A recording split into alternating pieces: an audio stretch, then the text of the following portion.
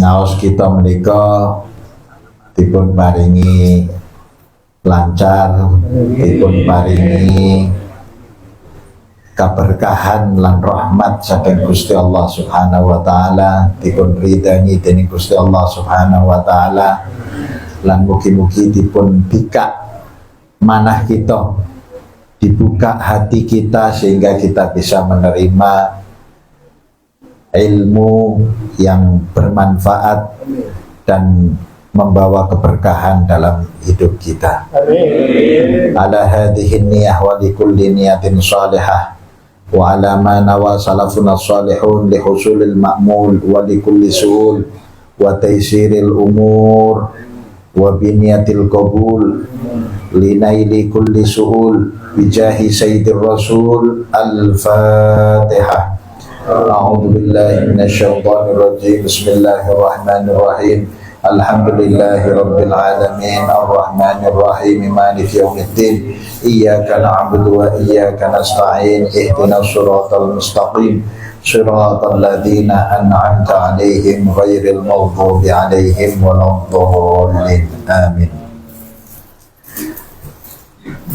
Bismillah. Maka yang disebut bersuci itu apa? Di sini dikatakan matoharotu, ma iku opo atoharotu utawi sesuci, hiya utawi toharoh, iku fi'luma nglakoni perkara, la tasihhu kang ora sah opo as-sholatu illa bihi kejaba kelawan fi'luma. Sesuci itu apa? Yaitu melakukan sesuatu yang dengan sesuatu itu sholat menjadi sah. Berarti sebaliknya, kalau sesuatu itu tidak dikerjakan, maka sholat menjadi tidak sah. Maka ini disebut sebagai syarat sahnya sholat. Syarat sahnya sholat harus bersuci sehingga menjadi suci. Suci dari apa? Suci dari najis maupun dari hadas. Nah, kaizalatin najasati, contohnya bersuci itu menghilangkan najis. Wal istinja'i lan istinja.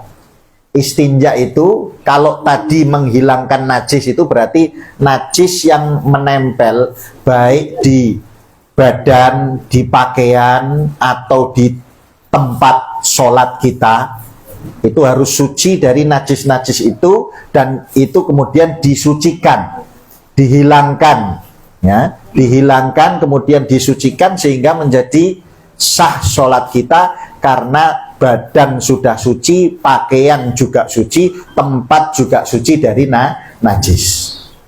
Nah, kalau istinja adalah membersihkan tempat keluarnya najis itu, yaitu apa? Kalau bahasa kita cebok, ya. Cebok itu baik dari kubul maupun dubur, dari jalan depan maupun jalan belakang. Maksudnya kalau jalan depan berarti cebok dari air kencing. Sedangkan kalau yang dubur berarti cebok dari kotoran yang keluar ketika buang air besar atau dari berak, kan itu. Nah, itu namanya apa? Istinja. Ya. Kenapa ini dibedakan dengan izalatun najasah? Karena perlakuannya nanti beda. Alat untuk mensucikannya beda. Kalau menghilangkan najis itu dengan air. Tapi kalau istinja itu bisa dengan air atau bisa dengan batu. Ya. Dengan apa? Batu. Ya. Kalau sekarang kemudian ada yang mengkiaskan batu itu dengan sesuatu yang memiliki sifat seperti batu, yaitu apa? Keset kan itu. Akhirnya pakai apa namanya? Tisu toilet itu ya. Nah, dan lain sebagainya. Nah ini berbeda. Baju kena najis nggak bisa hanya dilap pakai tisu, nggak bisa. Dia harus dicuci pakai air. Tapi kalau cebok itu boleh. Jadi makanya ini dipisah antara izalatun najasah dengan istinja. Yang ketiga yaitu wudhu. Wudhu ini bukan menghilangkan najis, tapi menghilangkan hadas. Hadas apa? Hadas kecil. Kemudian wal ghusli dan mandi. Mandi besar. Kalau mandi besar ini menghilangkan hadas besar. Dan terakhir wat tayammumi dan tayammum. Tayammum ini untuk menghilangkan hadas, bukan untuk menghilangkan najis. Jadi kalau air itu bisa untuk menghilangkan najis, bisa menghilangkan hadas. Kalau batu tadi hanya untuk menghilangkan istinja tadi, tapi tidak bisa untuk menghilangkan hadas. Tapi kalau tanah ya itu untuk tayammum, yaitu untuk menghilangkan apa?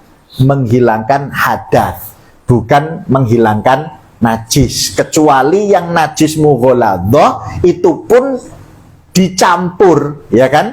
Jadi membasuh 7 kali najis mughaladhah, misalnya najis yang terkena apa? Air liur dari anjing misalnya, atau terkena babi ya, maka itu najisnya anjing dan babi itu dibasuh dengan air 7 kali, salah satunya dicampur dengan tanah kan itu. Nah jadi tanah itu pada umumnya adalah digunakan untuk menghilangkan hadas, bukan untuk menghilangkan najis, kecuali di kasus najis mughaladhah tadi. Nah sehingga kalau najis, apa bedanya najis dan hadas kalau begitu kan? Nah kalau najis itu adalah kotoran-kotoran yang zahir, yang kelihatan.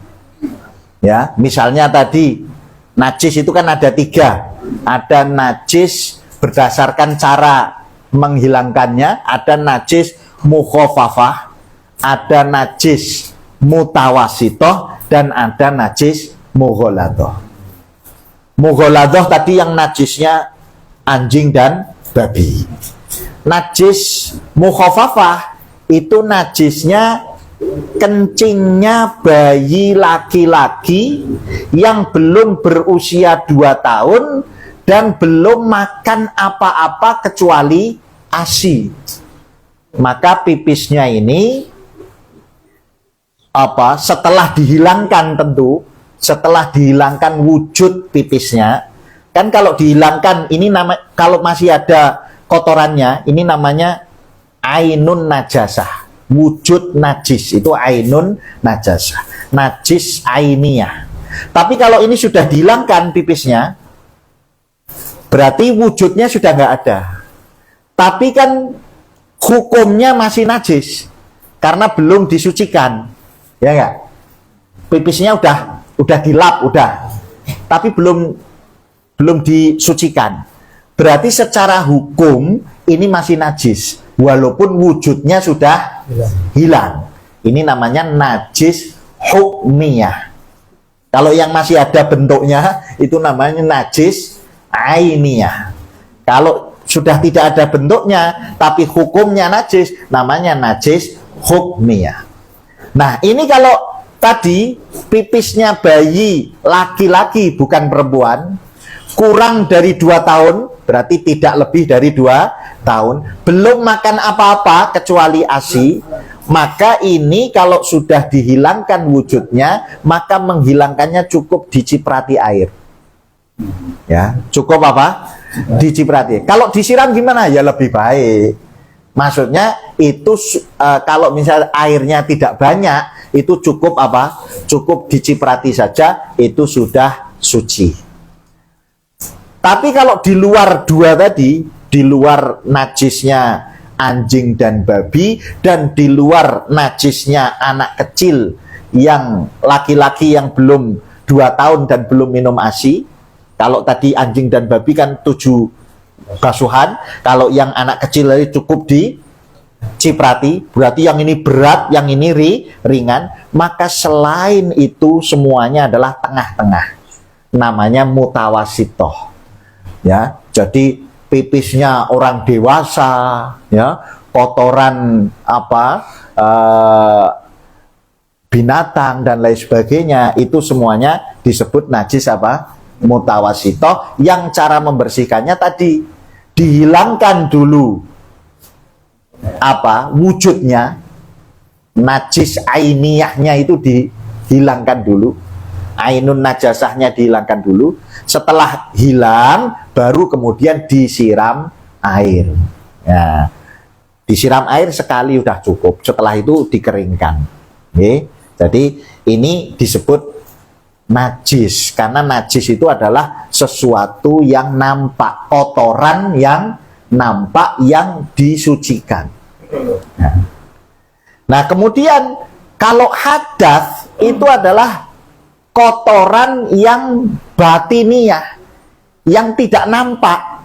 Ya. Kalau tadi kotoran dohir, ini kotoran batin.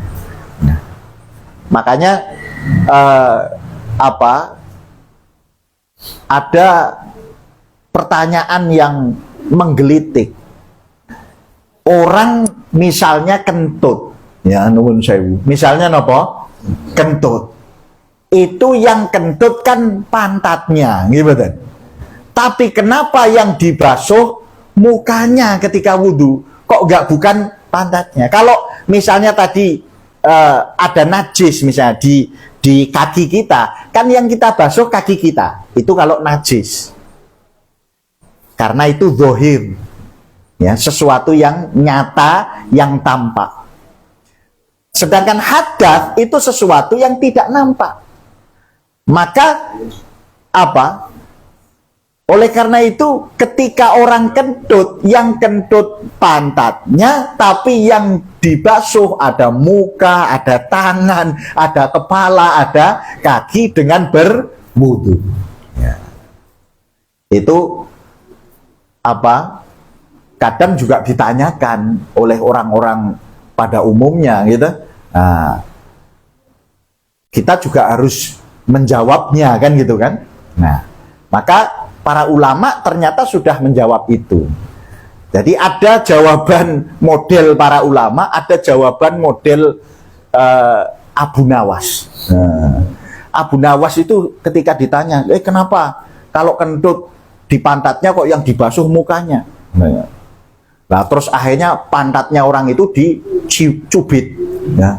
Ketika dicubit orangnya teriak. Nah, terus jawabannya Abu Nawas, lah kenapa yang dicubit pantatmu, yang teriak kok mulutmu? Gitu.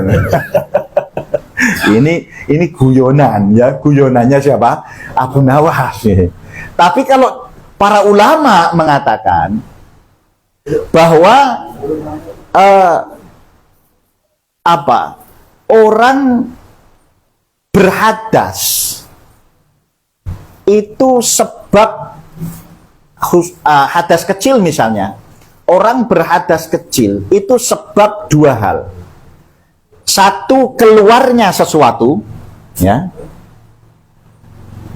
Orang berhadas itu sebab 2 hal. Satu, keluarnya sesuatu, baik dari jalan kubul maupun dubur, baik wujudnya itu air kalau kencing, atau wujudnya benda padat atau benda gas. Ya tadi kentut tadi, ya. Nah, jadi keluarnya sesuatu, atau bahkan yang hadas besar itu keluarnya mani misalnya, itu kan hadas besar. Jadi hadas itu satu, keluarnya sesuatu dari kubul atau dubur, dari 2 jalan. Yang kedua adalah menyentuh sesuatu. Menyentuh sesuatu itu apa? Menyentuh kubul atau dubur, ya, atau menyentuh lain jenis yang bukan mahram, kan itu kan? Lain jenis yang bukan mahram, yang sama-sama dewasa, sama-sama sudah balik, dan tidak ada penghalang, kulit dengan kulit, maka itu dikatakan berhadas. membatalkan wudhu.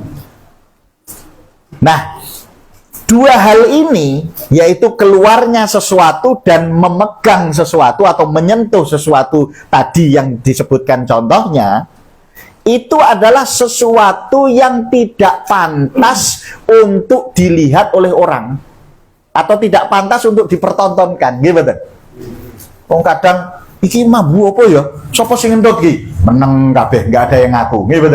Nah, padahal sing kewar-kewar niku ya sing ngentut kuwi jane.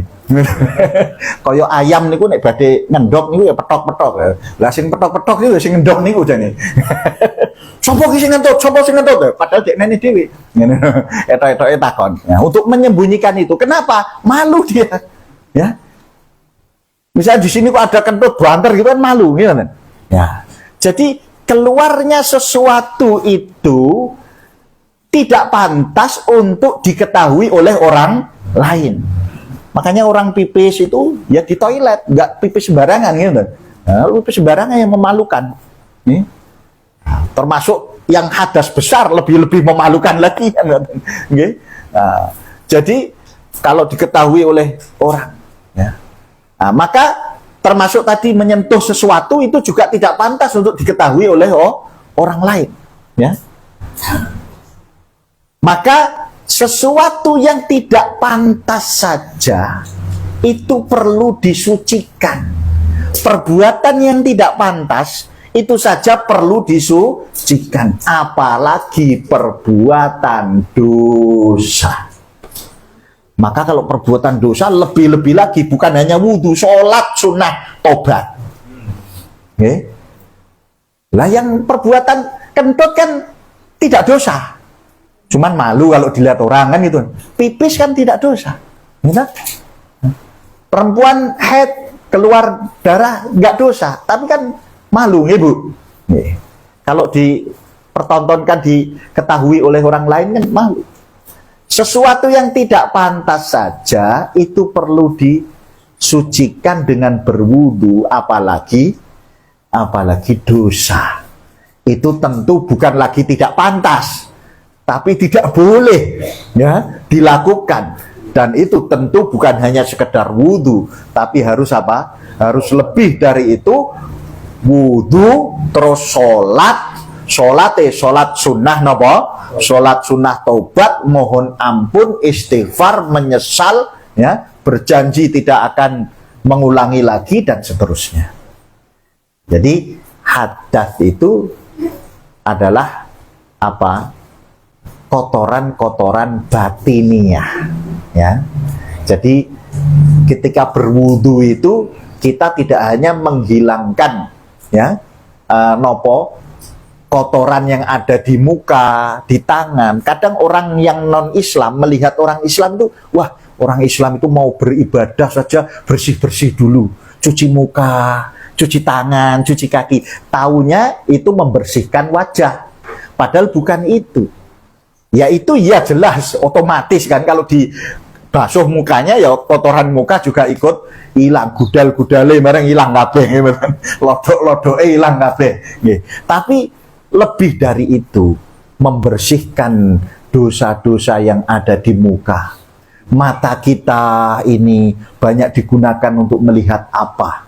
Mungkin ada hal yang tidak diridhoi oleh Allah, kita melihatnya, maka kemudian dibasuh, sehingga ini bisa menggugurkan dosa-dosa kita. Membersihkan kotoran-kotoran batiniah.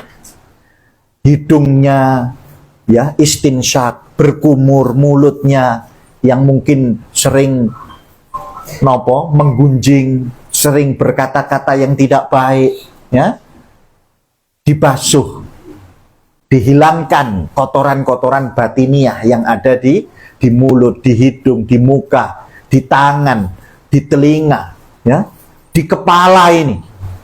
Pikiran-pikiran yang nggak baik, ya, pikiran-pikiran kotor, dihilangkan, ya. Kakinya yang mungkin digunakan untuk berjalan ke tempat-tempat yang tidak diridhoi oleh Allah Subhanahu wa Ta'ala, dibersihkan semua. Maka inilah yang membedakan antara najis dengan hadas.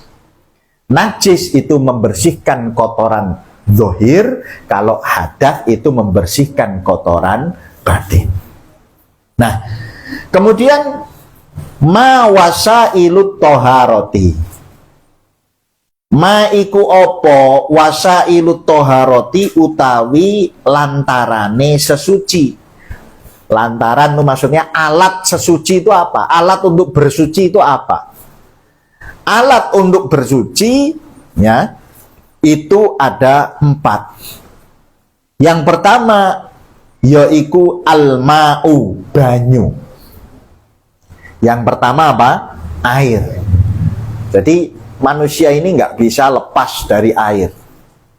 Makanya dan kalau kita belajar ilmu-ilmu akidah ya, termasuk salah satu yang awal diciptakan ya, itu adalah apa?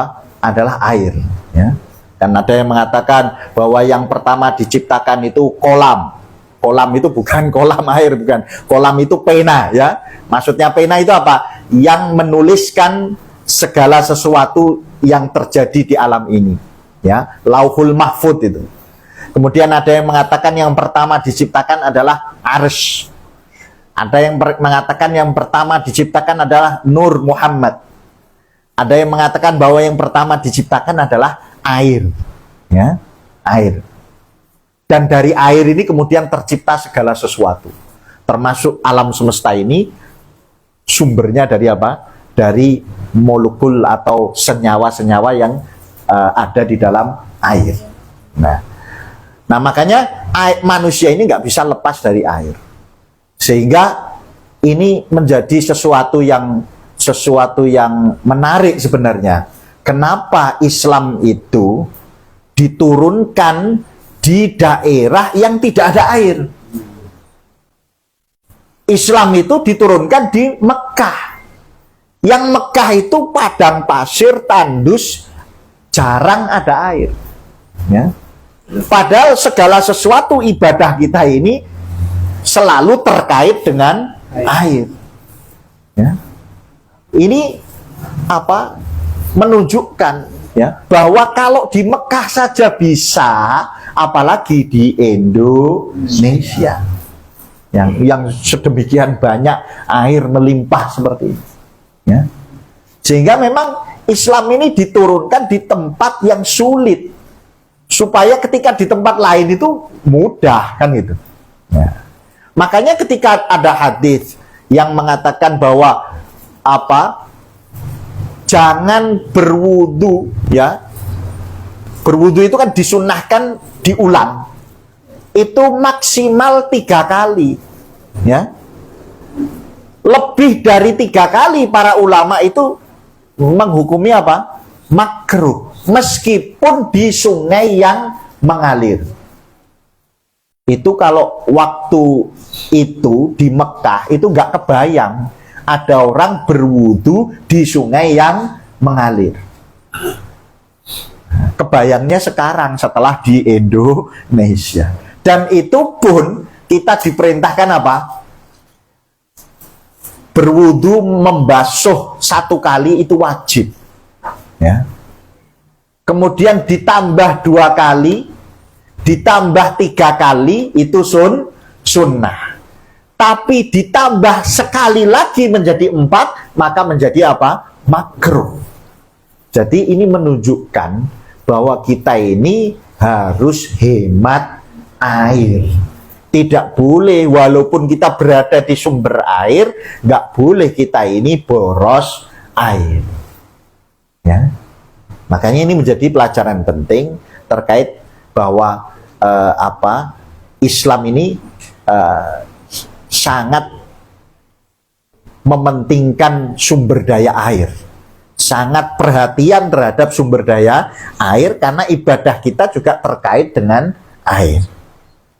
Tapi kalau tidak ada air bagaimana? Tidak kemudian terus ibadah itu berhenti. Karena yang kedua ada alat untuk bersuci yaitu turab. Apa turab? Turab itu tanah, ya, tanah yang berdebu, ya. Jadi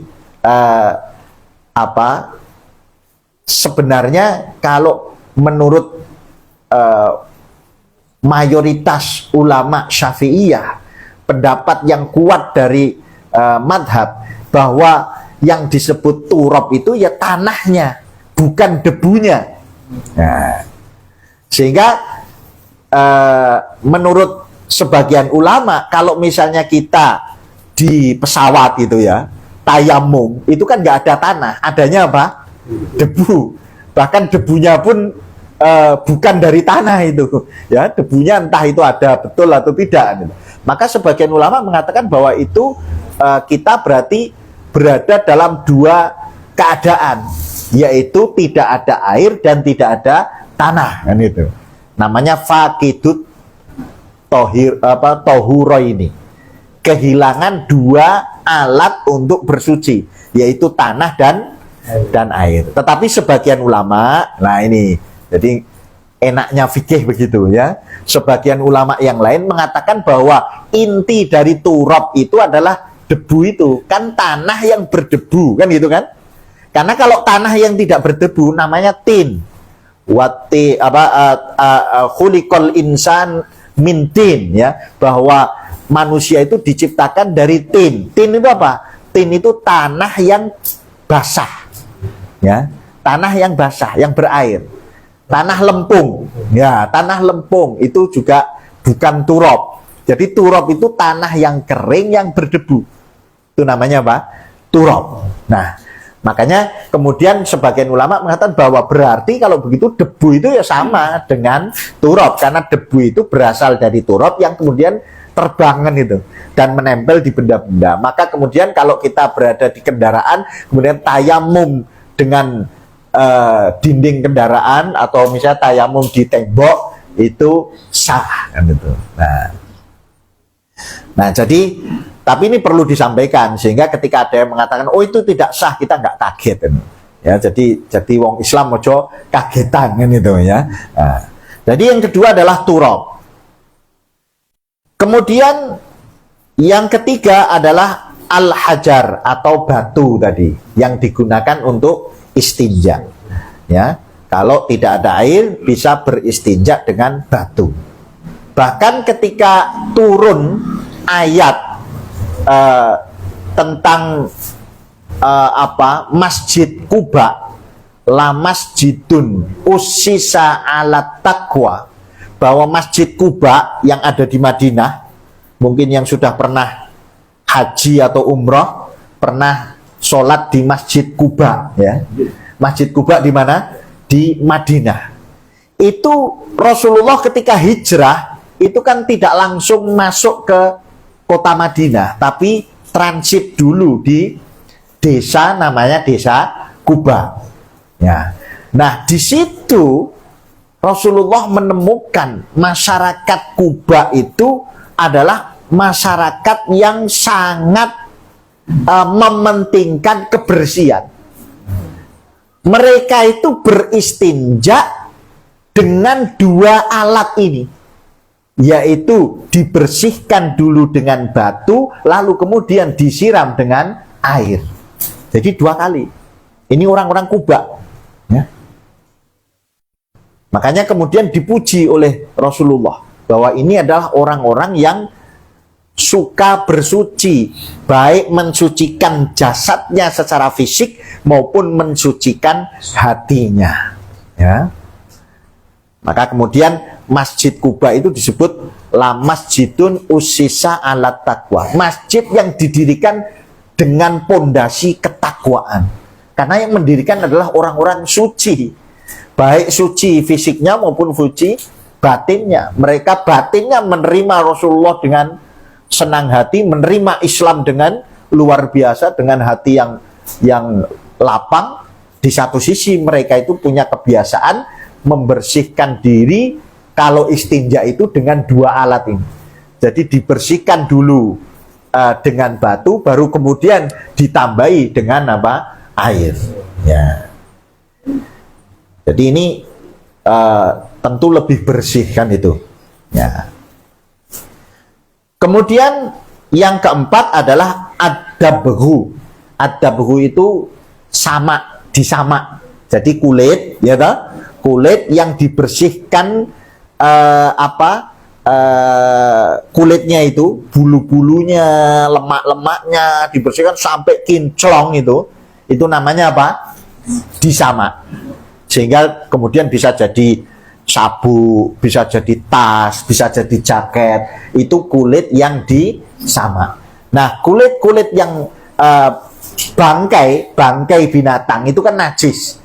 Tapi kulitnya masih bisa disucikan dengan cara apa? Disamak. Nah, kecuali bangkainya babi dan anjing, ya itu kulitnya tetap najis, tidak bisa disamak. Ya, selain itu maka bisa disamak dan kulitnya menjadi apa? Menjadi suci walaupun itu bangkai. Bangkai itu apa? Berarti mati tidak dalam keadaan cara yang halal. Misalnya kalau kambing atau ayam matinya tidak disembelih misalnya, itu berarti kan jadi bangkai. Lah kulit kambingnya itu tadi bisa disamak dan kemudian menjadi suci sehingga bisa dipakai untuk sholat misalnya. Oh, sabuknya dari kulit kambing, padahal kambingnya ini bangkai, ya, matinya tidak disembelih. Nah, kulitnya bisa suci ketika disucikan dengan apa? Dengan disamak. Jadi alat mensucikan itu ada 4 tadi, yaitu air, tanah, batu dan disamak tadi. Alat untuk menyamak kulit. Nah, kemudian malma'u iku opo utawi banyu alladzi yajuzu kang menang kang oleh bihi kelawan alladzi opo at-tadhiru sesuci. Air apa yang bisa digunakan untuk bersuci? Ya. Kemudian jawabannya huwa, yaitu air banyu kulluma saben-saben banyu nazala kang tumurun minas samai saking langit. Air yang turun dari langit, 1. Au naba'a minal ardi, utawa muncrat saking bumi, ya, keluar dari bumi. Walam yakun lan ora ana apa banyu iku mutanajisan kenok najis wala mustakmalan utawa mustakmal habis dipakai untuk bersuci.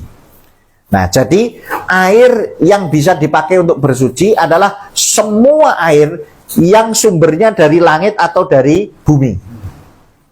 Berarti kalau ada air sumbernya bukan dari langit, bukan dari bumi, itu tidak bisa untuk bersuci.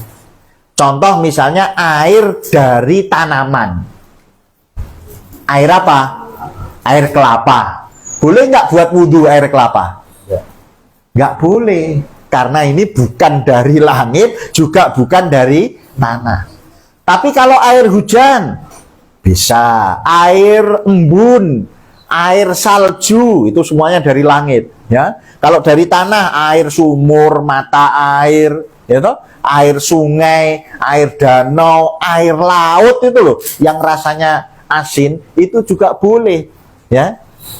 Walaupun asin, tapi boleh untuk berwudu karena itu memang air asli dari alam ini, yaitu dari tanah atau dari langit tadi. Tapi kalau di luar itu tidak bisa. Yang kedua, bahwa air itu tidak mutanajisan, tidak terkena najis. Kalau terkena najis, walaupun air itu berasal dari air sumur, kemudian diwadahi tenggene bak, terus kena najis, dan baknya itu kurang dari 2 kula. Nah, nanti ada pembahasan. Volumenya sedikit lah itu, ya, maka itu menjadi najis. Atau volumenya banyak tapi berubah, ya, air itu berubah sifatnya, warna, rasa dan bau, maka itu disebut air yang terkena najis, hukumnya menjadi najis. Atau air mustakmal, yaitu air yang sudah digunakan untuk bersuci, baik bersuci menghilangkan hadas maupun bersuci menghilangkan najis. Menghilangkan najis contohnya apa? Contohnya tadi najis hukmiyah, wujud najisnya udah nggak ada. Kalau ini disiram air, airnya kan nggak berubah, ya kan? Disiram air kan airnya tetap kan, nggak ada perubahan warna, rasa dan bau. Karena apa? Karena najisnya udah nggak ada wujudnya, ya. Tapi air ini disebut air apa? Air mustakmal, karena habis digunakan untuk apa? Untuk bersuci, yaitu mensucikan dari apa? Dari najis. Begitu juga hadas. Misalnya habis wudhu, ya, air yang menetes dari bekas wudhu kita itu namanya air apa? Mustakmal, ya, air mustakmal. Nah, kalau ini nanti menetes di wadah yang ada airnya yang sedikit bercampur kan itu, maka itu air yang tadi sedikit itu akan menjadi apa? Mustakmal juga. Tapi kalau airnya banyak maka tidak. Atau nyiprat saja sedikit maka itu ditolerir sehingga tidak masalah, ya.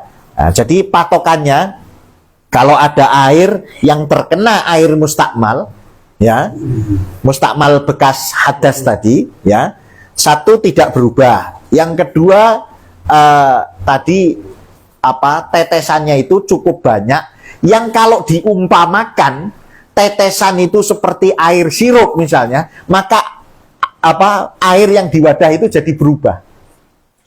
Jadi apa namanya, kita membayangkan tetesan ini, misalnya tetesan ini seperti air sirup gitu, terus kena di gelas, maka gelasnya ini akan berubah warna. Nah, maka tetesan ini berpengaruh terhadap air ini, maka air ini menjadi air mustakmal, ya. Jadi sebenarnya yang mustakmal itu adalah air tetesannya, bukan air yang di gelas ini.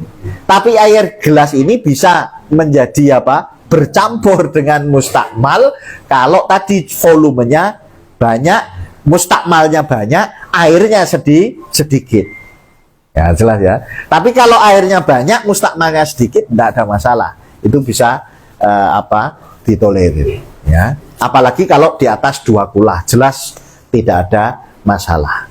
Jadi misalnya jenengan mandi besar, kok baknya kecil, ya. Kadang sekarang rumah-rumah sekarang kan baknya kecil, ya toh? Airnya itu kalau dihitung kurang dari 2 kula.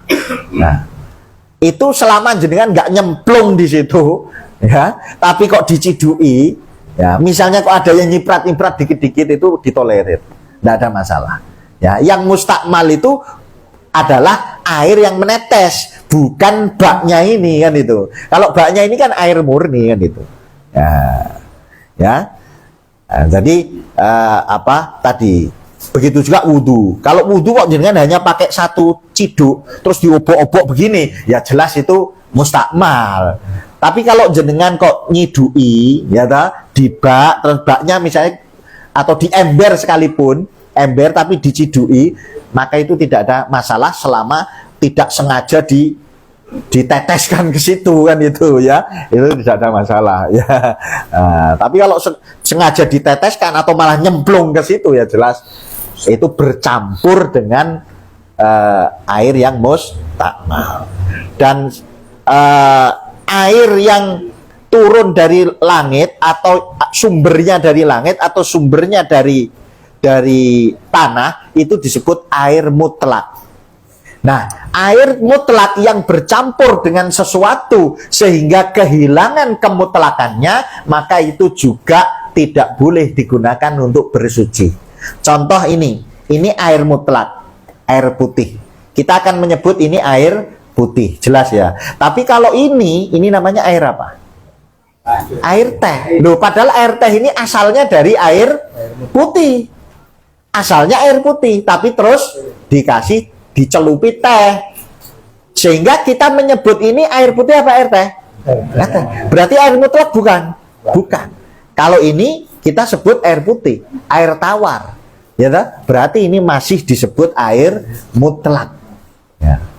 Makanya kalau misalnya ada bubuk kopi sedikit itu dicampurkan ke sini, ya. Terus kalau saya kan tahu ini dicampur kopi, ya.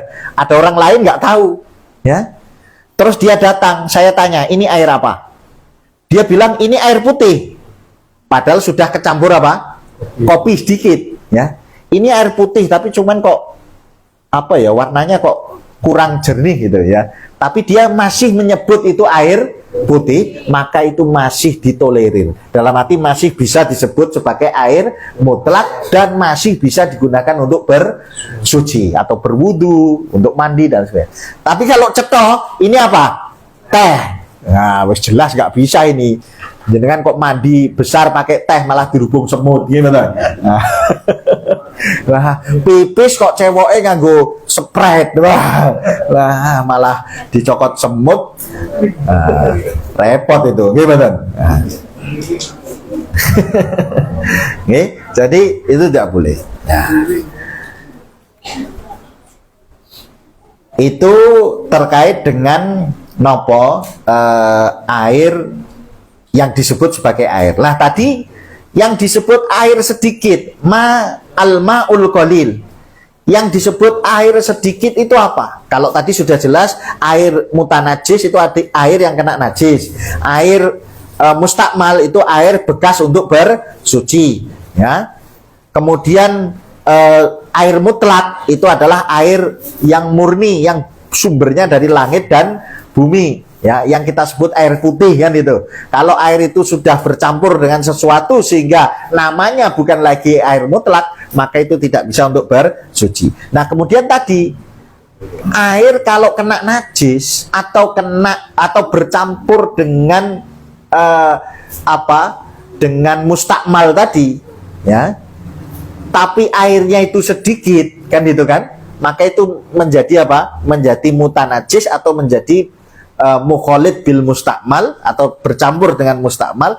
Itu yang disebut air sedikit itu apa?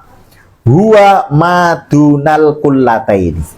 Yang disebut air sedikit itu air yang kurang dari 2 kulah. Lah kurang dari 2 kulah itu berapa? Di sini dikatakan al kullatani ibaratun, ya, an samaniyah wa arba'mi'ah wa samaniyah wa arba'ina ukotan takriban 148 ukoh. Nah, ukoh itu ukurannya orang zaman dulu, orang Arab zaman dulu. Atau apa kalau di sini mikdaru, ya, mata sauhu birkatumain, ukuran luasan volume dari wadah tersebut itu tuluhu dhiraun warubu. Panjangnya itu 1 lengan, dhira itu 1 lengan dan 1/4. 1 lengan 1/4. Panjangnya 1 lengan 1/4. Kemudian apa? Panjang, lebar dan tinggi, ya. Tingginya juga 1 lengan 1/4. Nah, 1 lengan ini kira-kira berapa? 0,5 meter, ya. 0,5 meter ditambah 1/4-nya ya kira-kira 60 cm.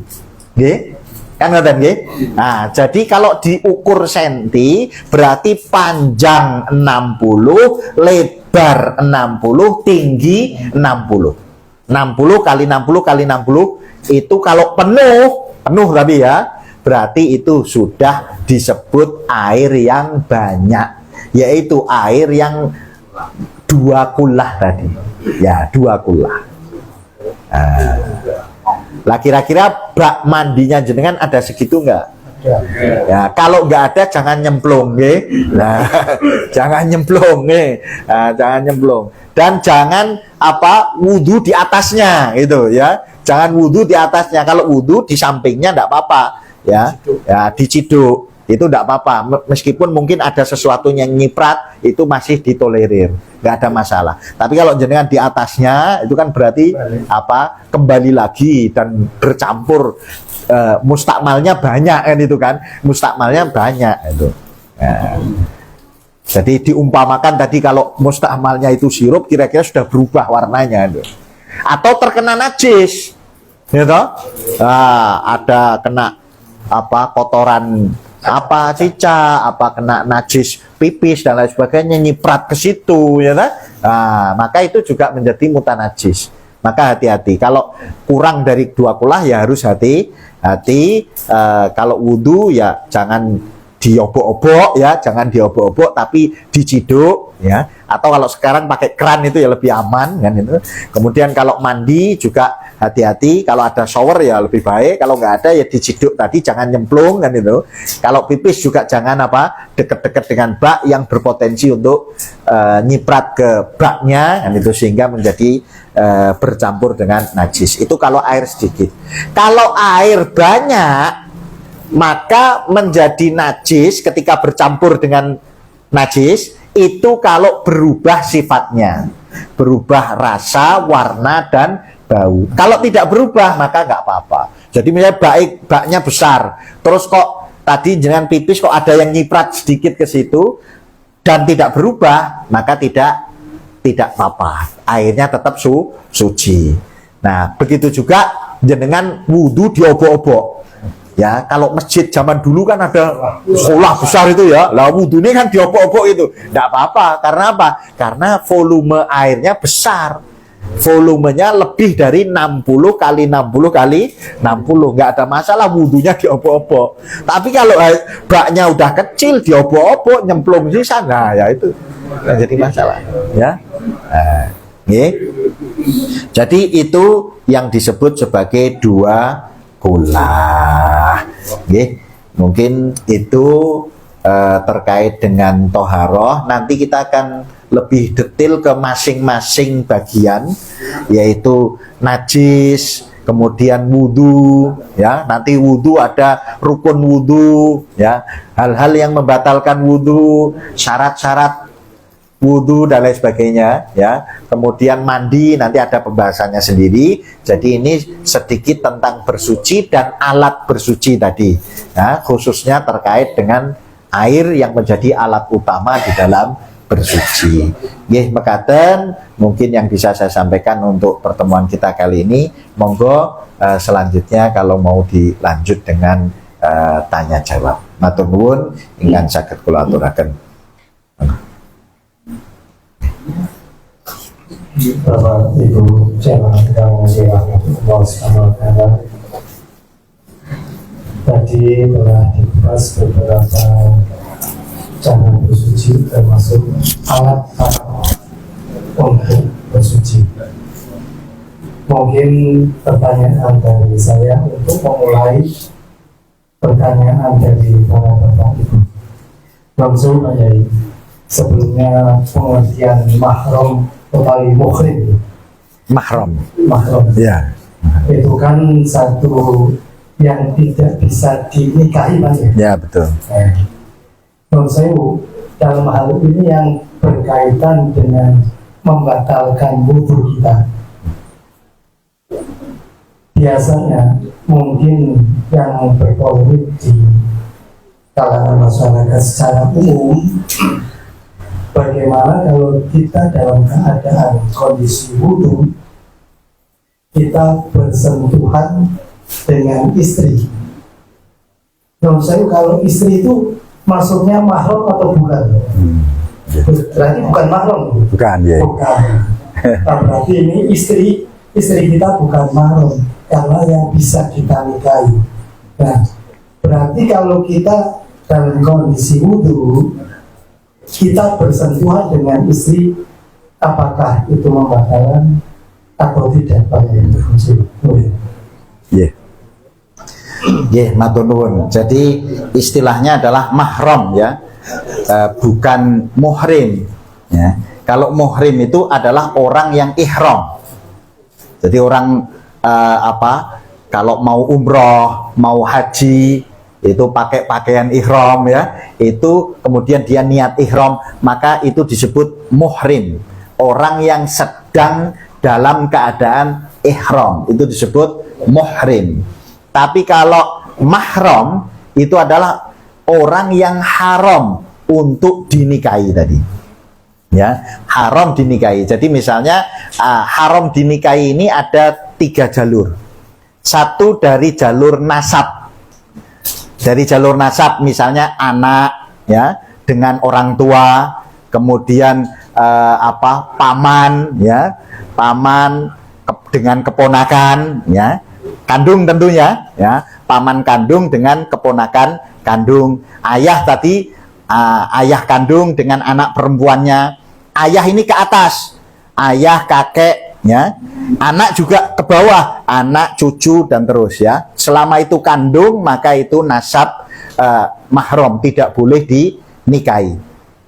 Tapi kalau sudah bukan kandung, misalnya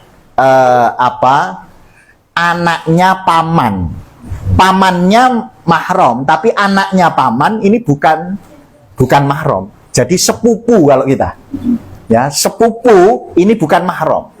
Lah kadang kita ini kan sepupu dianggap dulur dewe kan itu, ya, padahal seharusnya ya ada batas-batasnya, ya, karena bukan mahram, ya, dan itu boleh dinikahi kan, itu kan boleh dinikahi karena bukan mahram, ya.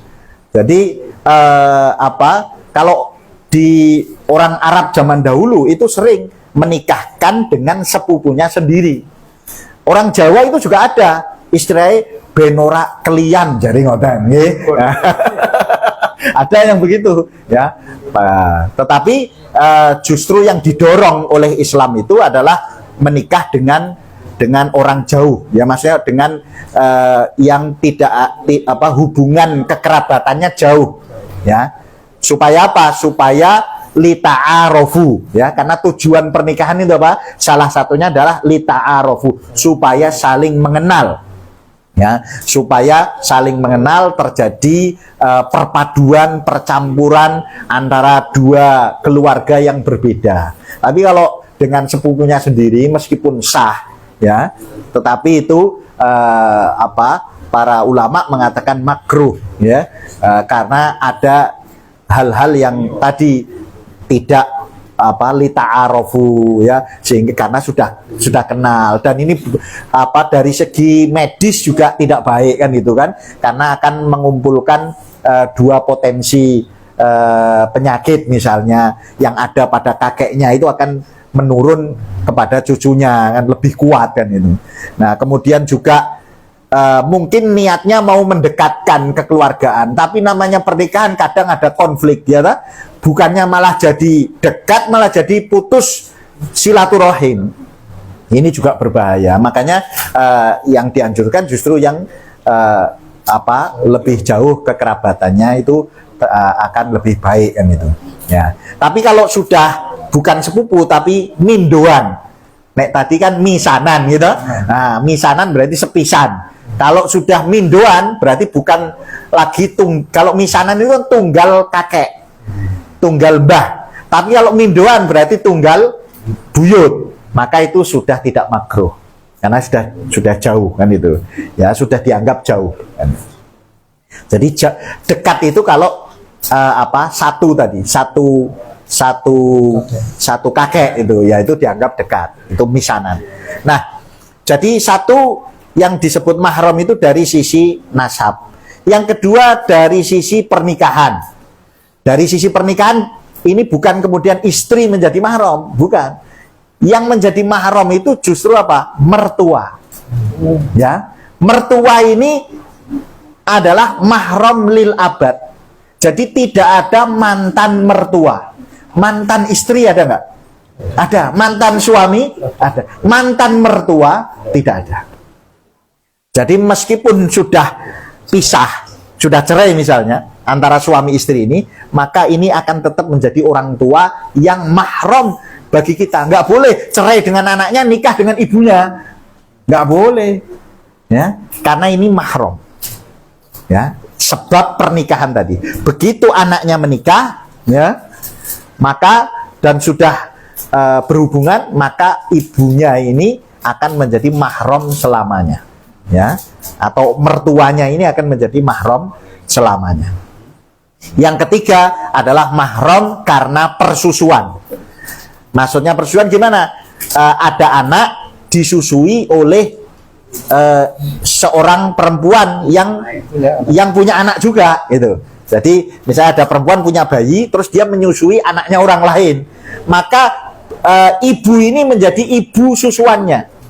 Sedangkan anak yang tadi disusui menjadi saudara sepersusuan dengan anaknya ibu tadi. Nah, tapi itu ada syaratnya, ya. Syaratnya yaitu 5 kali susuan yang mengenyangkan, kan gitu, ya. Nah, kalau hanya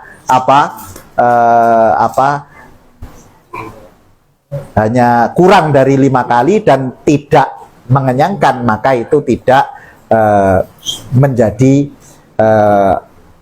mahram lil rodoah, ya, mahram karena persusuan.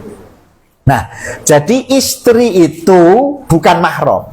Makanya kan perempuan kalau pergi itu sebaiknya ditemani oleh mahram atau suaminya, kan gitu.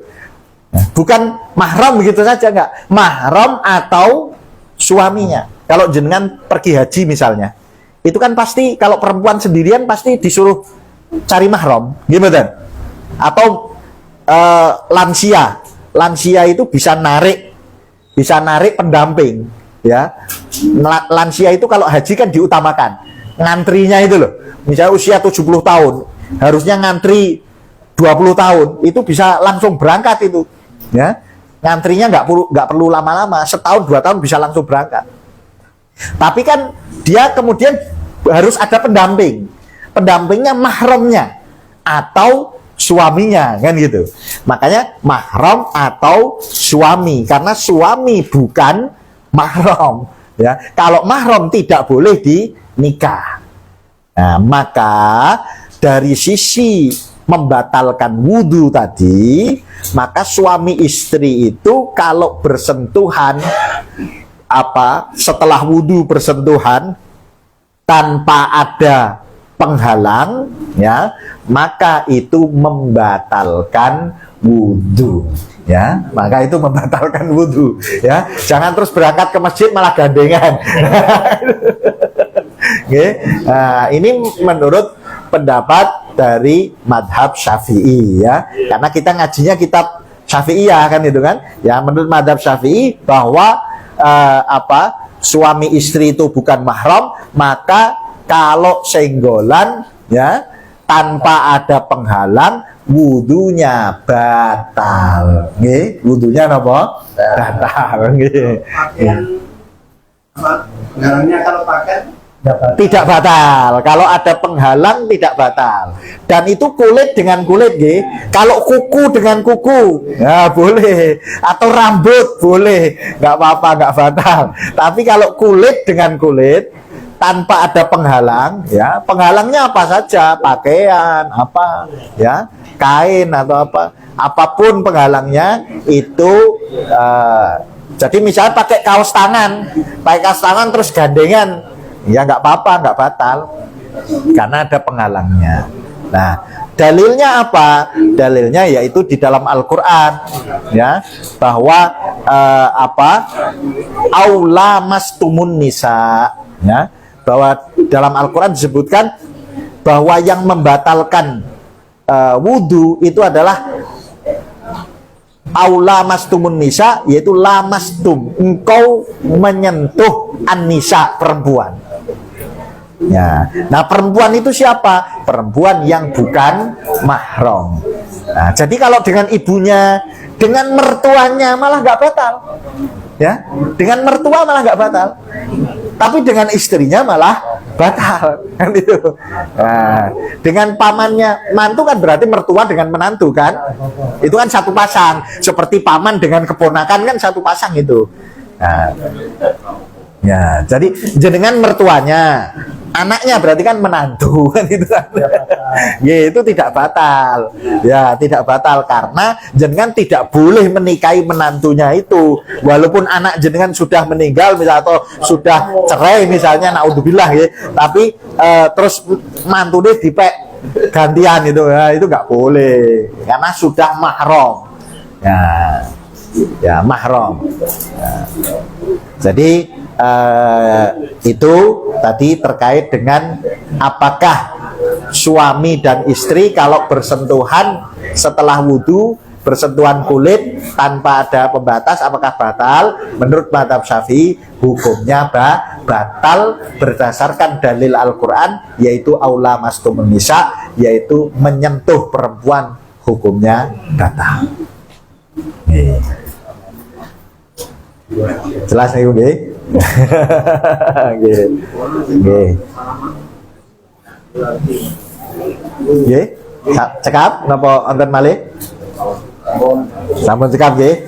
Nggih niku jadi kesimpulannya bahwa kita tidak hanya sebagai orang muslim ya, orang Islam yang baik itu tidak hanya membersihkan jasad kita, membersihkan zahir kita, tapi juga membersihkan batin kita dari dosa-dosa, dari hal-hal yang buruk, bahkan dari hal-hal yang tidak pantas tadi. Kita sucikan hati kita sebelum kita menghadap kepada Allah Subhanahu wa Ta'ala melalui sholat.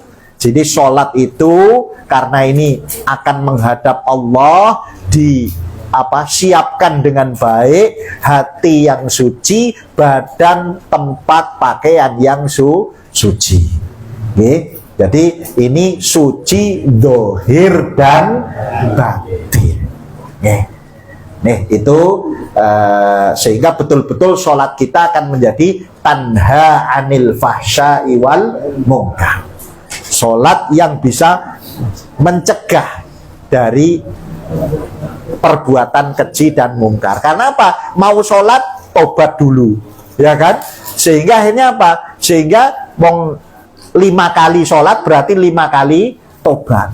Apa meneh kemudian ada sholat duha, ada sholat witir, ada sholat hampir setiap saat tobat terus berarti kan. Nah, berarti tercegah dari perbuatan perbuatan yang tidak baik. Insya Allah begitu. Allahumma amin. Demikian yang bisa saya sampaikan. Kurang lebihnya mohon maaf. Kita tutup dengan doa. Bismillahirrahmanirrahim. Alhamdulillahirabbil alamin. Allahumma shalli wa sallim wa barik ala sayyidina Muhammadin wa ala alihi washabihi ajmain. Allahumma ja'al jam'ana hadza jam'an marhuma wa tafarruqana min ba'dihi tafarruqan ma'suma wa la taj'al fina syaqiyan wa la mahruma. Allahumma la tada' lana fi majlisina hadza dhanban illa ghafartah wa la hamman illa farrajtah wa la aiban illa satartah wa la usran illa yasartah wa la jahlan illa علمته ولا ضالا إلا هديته ولا حاجة هي لك رضا من حوائج الدنيا والآخرة إلا قضيتها يا رحمن يا رحيم يا مجيب الدعوات يا أرحم الراحمين وصلى الله على سيدنا محمد وعلى آله وصحبه وبارك وسلم والحمد لله رب العالمين بسر الفاتحة. بسم الله الرحمن الرحيم الحمد لله رب العالمين الرحمن الرحيم مالك يوم الدين إياك نعبد وإياك نستعين اهدنا الصراط المستقيم صراط الذين أنعمت عليهم سبحانك اللهم وبحمدك أشهد أن لا إله إلا أنت أستغفرك وأتوب إليك والسلام عليكم ورحمة الله وبركاته. Bapak Ibu jamaah yang dirahmati Allah Subhanahu wa Ta'ala, demikian kajian yang telah disampaikan oleh beliau mengenai hal-hal untuk menghilangkan najis. Mudah-mudahan apa yang telah disampaikan selalu bermanfaat bagi kita. Sebenarnya, namun kalau Bapak Ibu terus yang perlu diingat. Terus melalui kita ajeng sholat berjamaah ke musola dari rumah, jangan bergandengan tangan dengan istri kita atau suami kita ganti, itu batal. Nyampe musola harus berwudu. Kalau gandengan tutupi rukuh itu. Nah, kalau gandengan Bapak Ibu pakai sarung tangan atau pakai rukuh tidak batal. Terus tetap romantis. Allahumma sholli ala Muhammad ya Rabbi sholli alaihi wasallim. Allahumma sholli ala Muhammad ya Rabbi sholli alaihi wasallim. Matur nuwun Bapak Ibu jamaah sekalian, kami atas nama pengurus Takmir Mushola Anissa mengucapkan banyak terima kasih atas kehadirannya dalam kajian hari ini. Mudah-mudahan senantiasa memaafkan kita. Wabillahi taufiq wal hidayah. Wassalamualaikum warahmatullahi wabarakatuh.